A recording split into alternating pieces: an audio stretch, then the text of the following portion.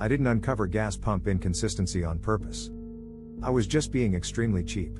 And my Honda Civic solved a mystery I forgot I even had. How cheap habit solves problems. I read receipts. Not out of paranoia or accounting talent, but because frugal people read expenditures the way normal people read movie reviews. And I compare what receipts say with what I purchase. The gas pump and Honda numbers around gallons don't line up. The Civic's MPG said one thing. The pump's receipt said something totally different. I was observing that I was losing a little bit of money somewhere around here. Who's wrong? The gas station or the Honda or the brand blend or something else? Calibration containers are placed on the ground, directly beneath the pump.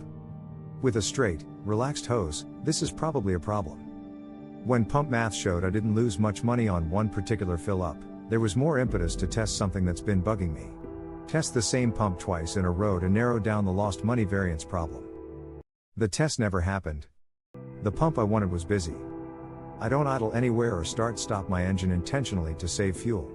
Hypermilers are stupid about maintaining 0.1 miles per gallon on a 50 miles per gallon average tank, where a wasted fart of gas would click you downward at this high of an MPG. Open pumps only. A real hypermiler identifies their pump a block away. I'll coast into the gas station at 23 miles per hour across 2 lanes with a little too much momentum saved in order to dangerously split cars. I nearly bottomed out on a steep driveway apron made by sadists and cut the engine after stopping hard to shut off the car and minimize engine idle time. Hypermilers know it's stupid. We also know it's the rules. I don't always coast into the filling station at 23 miles per hour, but I do know this. My car has had 58 jerky stops in its entire life, and every one of them happened at the gas station. So either the price was high when I compared prices on the way to work. If a pump is busy or I had to fill up on the weekend, or weather or urgency or I have to buy beer before 9 p.m. Or I just said, hey, whatever, that day. I'm getting a pizza to eat in the car on my way home at the first station, and it's not one of life's burning mysteries. I never followed up. It wasn't a real life-altering problem. So some side quest never gets finished. But the receipt discrepancy remained unidentified and without a solution. I was tracking temperature and air pressure and thinking my better mileage was a false reading because my tires were balding and losing diameter. Did the fuel truck just fill the station and affect static pressure? Etc. Too many answers were available, so I had less interest in understanding that one. If I don't win easy, I quit. Eventually, by chance I pulled up to the pump I'd been to at the last fill-up. I did the math. Miles divided by MPG, then compared it to the pump's gallons. It came out to 95.82%, and it clicked that it was the same as last time. I checked the old receipts I'd saved, and the numbers matched. Oh yeah. Exactly what I was hoping to see. I didn't realize how good the answer was. It so happened to be an open pump at the best gas prices station on the day I needed to fill up. So I didn't sacrifice anything for the science. A coincidence that solved a forgotten question the moment it resurfaced. Subsequently compared the Civic's calculated MPG with another pump's reported gallons. We're very close.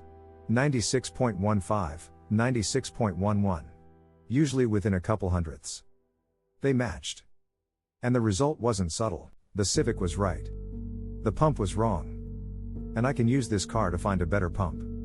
I found Quick Trip Pump number 3, Marshall, Wisconsin, that for months fed me an honest fill-up in the upper 99s range.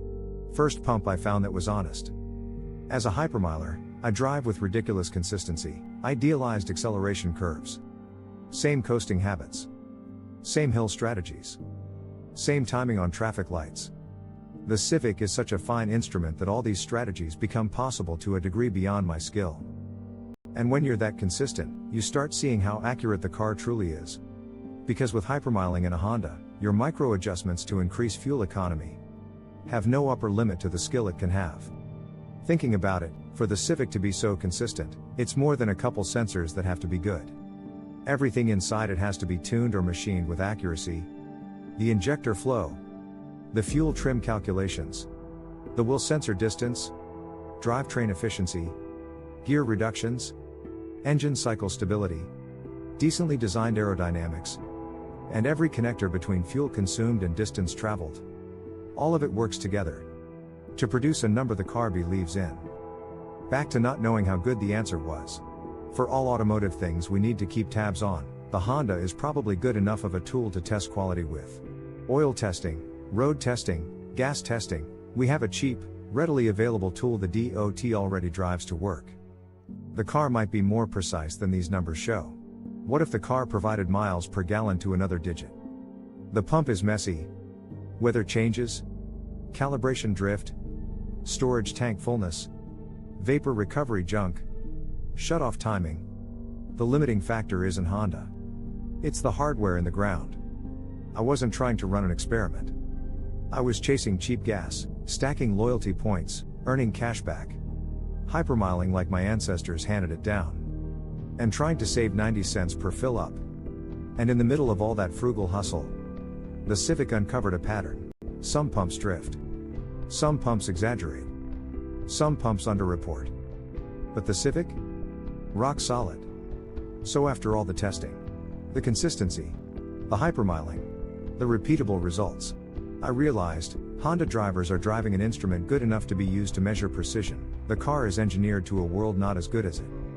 My frugality didn't just save money. It turned my car into a handy tool.